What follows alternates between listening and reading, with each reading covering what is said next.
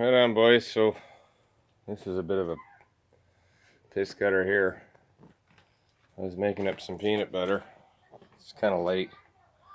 Pretty tired. I got home from work at 6. I don't even know what time it is now. So here's the start of the peanut butter here. I got the chop strand in there. Chop strand is important for peanut butter because it'll be like fingers. See if I can find somewhere to put this phone. That light. So the chop strand will make the peanut butter do this.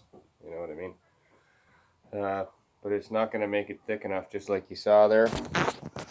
I had a bucket of anti-sag somewhere. I don't know what I did with it. Hopefully I didn't throw it out. I'm not sure. But here's your peanut butter. So this has just got the chop strand in it so far. So if I pull this out of here, I'll show you guys. You can see very faintly the chop strand in there. This is an older bucket too that I'm remixing. The more it sits, the more it'll solvent the old stuff. But that's way too thin, right? You want to trowel this stuff on. This basically what we're going for with the transom is if you ever done drywall or drywall, you're pretty much looking for that consistency of you're not finishing mud the first mud, and then you take your drywall trowel actually, and I was gonna do all these. You can see them; they're all set up out here. And a couple of bulkheads at the end there. Sorry guys, I'm pretty tired. And I'm still looking for that anti-sag. So anyway, you trowel it on here.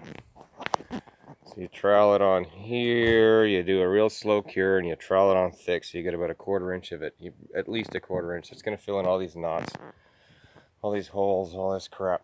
And then you take some fur or whatever you got, or clamps, and you pretty much lay it in the back of the boat.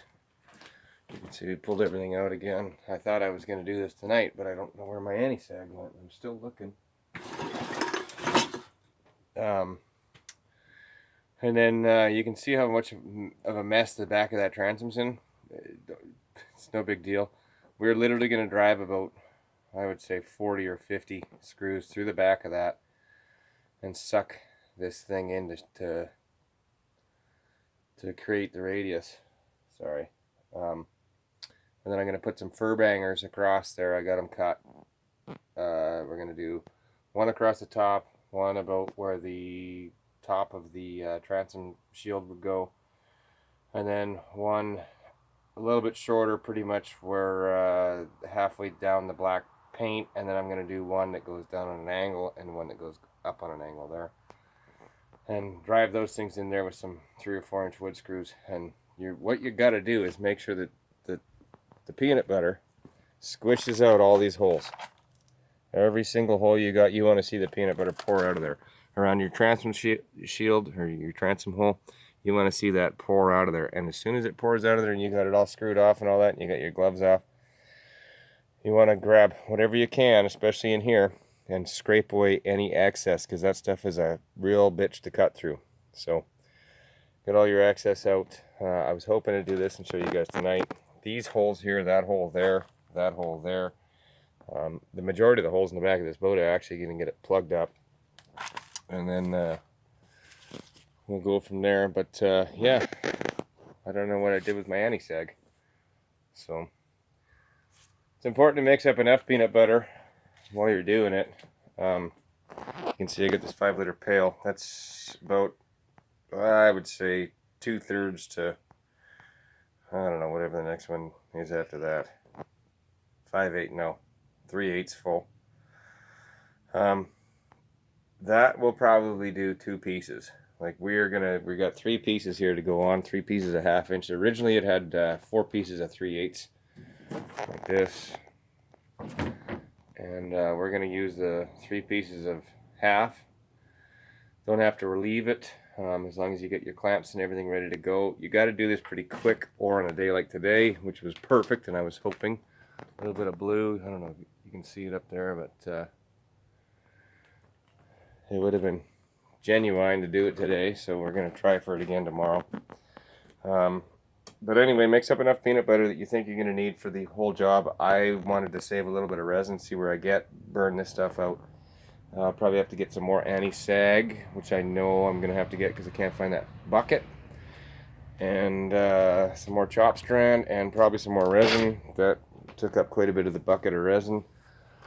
And hopefully by Saturday night we'll have the transom done. And then once the transom's done, you're pretty much in this kind of case here where this is the dirty ore. Once your transom's done, you can, right about here was where those 45s were cut in our original stringers, so you can sister in your second or your last little piece there.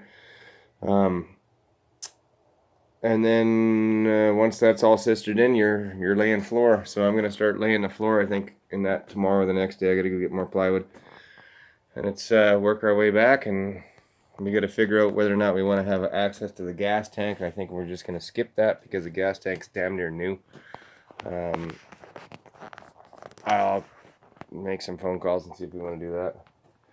And that's pretty much the update tonight. Can't find any anti-sag, so we're at a standstill, which really sucks because I wanted to get this going tonight. Once you get your transom in, once your transom's in and you start sistering your stringers back, you're seeing the finish line. And like this boat had a whole bunch of complicated stuff and bulkheads and all that kind of crap. That boat up there, it's just a matter of laying the floor on top and boom, bang, bang, and then doing peanut butter on the edges again, and quick layups on the edges, and that's it. You're at this game. This is the end of it. So yeah, there's your cheers update for the night. I'm beat. I'm out of here. Have a good night, guys.